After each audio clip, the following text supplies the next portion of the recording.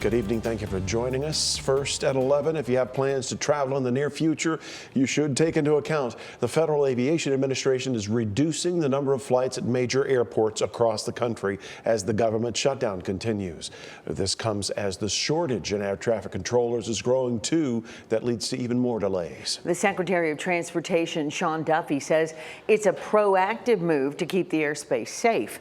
Local 3's Grace Kramer joins us live outside the airport. And Grace, what do travelers need to know? Now, you may not see too many flight disruptions here at the Chattanooga airport. However, your connecting flight could be delayed, and it could all start in the next 24 hours. We caught up with a few local travelers here to ask them how their upcoming holiday plans could bear the brunt of all of this. Holiday travel is peak season.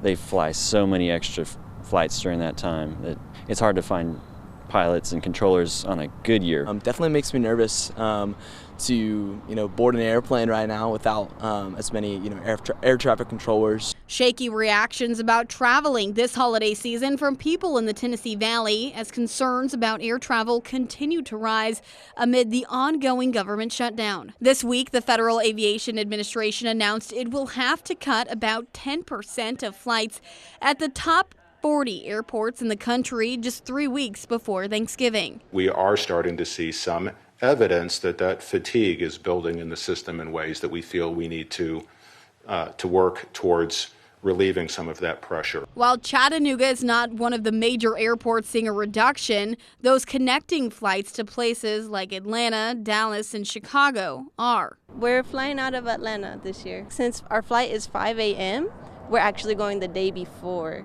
FAA Administrator Brian Bedford told reporters that this move is to keep everyone safe. I want to reassure the American travelers that it is absolutely safe to fly in the American skies. If you do plan to fly for Thanksgiving, you should be even more diligent than usual.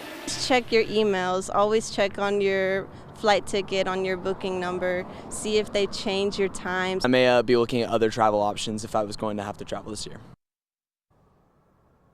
Again, those flight reductions will start as early as tomorrow on Friday, and the Trump administration is warning that they will continue to increase those flight reductions as the government shutdown continues.